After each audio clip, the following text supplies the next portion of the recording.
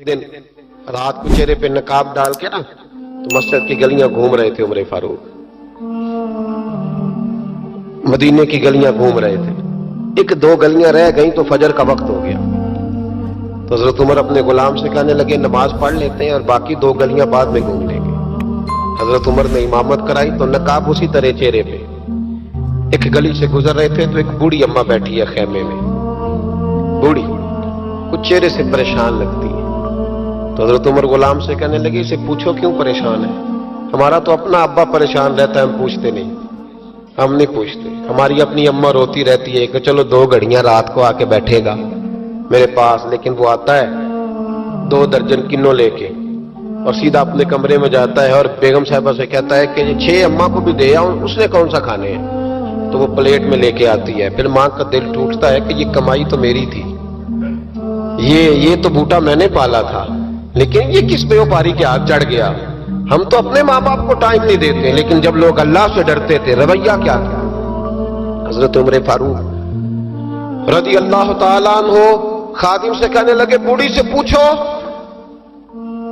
तो पूछा अम्मा अस्सलाम वालेकुम। वालेकुम अस्सलाम। अम्मा क्या बात है। तो अम्मा कहने लगी जाओ दौड़ो, तुम्हें क्यों बताऊं, देहात की सीधी सादी बीबी, जाओ भाग जाओ। कहा नहीं अम्मा मेहरबानी करो, अंदर तो आने दो। बड़ी मिन्नत के बाद अम्मा मानी।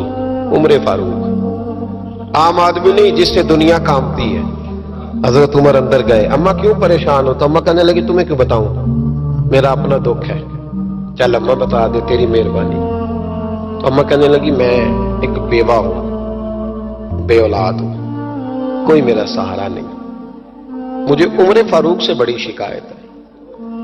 मेरे ऊपर 25 दिनार का कर्जा चढ़ गया है और 3 दिन हो गए मैंने रोटी नहीं खाई, और उमर ने मेरी खबर नहीं ली। हजरत उमर को पता चल गया लावारस है, इसका कोई 2, 4, 10 हजार वोट कोई नहीं। एक मेके से 6 मुरब्बे नहीं लेके आई, एक अकेली तने तनहा। और भाई जब अल्लाह का खौफ होता है तो फिर इंसान इन गरीबों को भी मनाता है। फिर रेड़ी वाले की भी अहमियत बढ़ जाती है, फिर रक्षे वाले की कदर भी बढ़ जाती है। हजरत उमर फारूक रज़ी अल्लाह ताला अन्हु कहने लगे अम्मा उमर से शिकवा है। कहा जनाब उमर कहते हैं मैंने एक जुमला कहा तो अम्मा ने तो मुझे लाजवाब कर दिया। मैंने कहा अम्मा उमर को क्या पता कि तू भूखी है और मकरूज है, उसे क्या खबर। तो अम्मा कहने लगी क्या कहा तुमने, उमर को खबर नहीं, उसे पता नहीं। तो उमर से कहो ना छोड़ दे हुकूमत, उसके हवाले करे जो खबर रख सकता है। क्यों बैठा है फिर।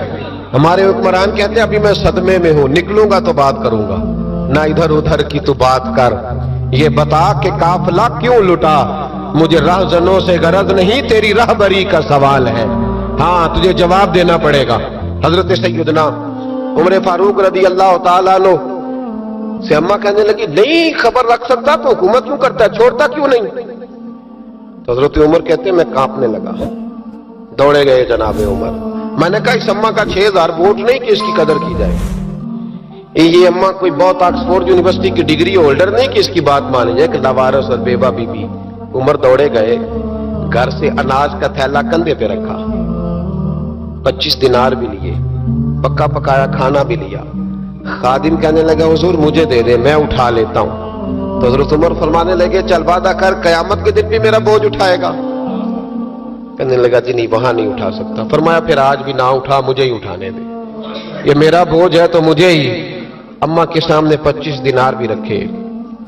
फिर अम्मा को हजरत फारूक आजम ने 2 महीने का राशन भी दिया, फिर पका पकाया खाना भी दिया। मामूली आदमी की बात नहीं कर रहा, 24 लाख मुरब्बा मील का हुक्मरान। हजरत उमर मदीने में बैठ के कभी ललकार दे तो कैसर और किसरा की टांगे कांपे। जनाब उमर फारूक रज़ी अल्लाह खाना खिला के अम्मा चारपाई पे थी तो उमर नीचे बैठ गए। कहने लगे अम्मा चल उमर को माफ कर दे, चल चल जाने दे, कोई अर्ज नहीं, बेचारे को पता नहीं चला। तो अम्मा कहने लगी तूने फिर उमर का जिक्र छेड़ दिया। बेटे मेरे घाव बड़े गहरे हैं, मेरे जख्म बड़े सख्त हैं, कलेजा फटे तो तुझे दिखाऊं कितनी तकलीफ में हूं। मैं तो पका हुआ फाल हूं, किसी वक्त भी दुनिया से चली जाऊंगी, मैंने उमर को माफ नहीं करना।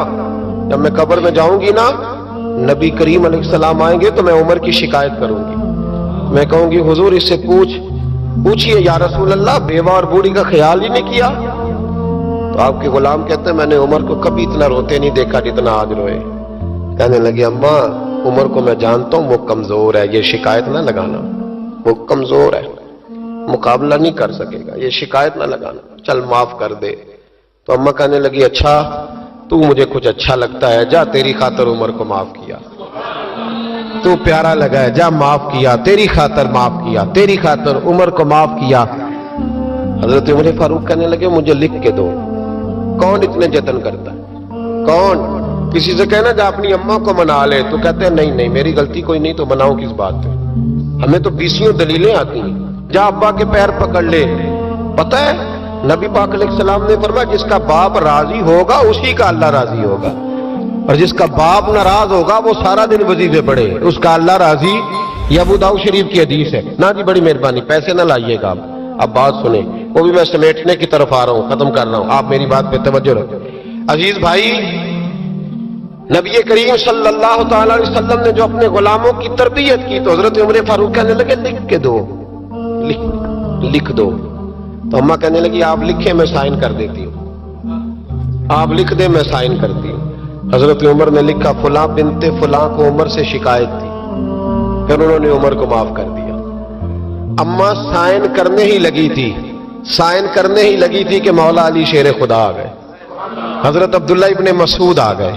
اوہو عمر یہاں بیٹھے ہوئے ہو، میں سارے مدینے میں تلاش کر رہا تھا، یہاں بیٹھے ہو، وہ کچھ لوگ ملنے آئے، نکلو. اماں نے سنا کہ یہ عمر تھے تو اماں اٹھ کے کھڑی ہو گئی. آئے ہائے عمر تھے، آپ عمر تھے؟ تو جناب عمر کہنے لگے اماں تو نے جو کہا ٹھیک کہا، لیکن اپنے وعدے پہ قائم رہا، یہ ذرا سائن کر دے.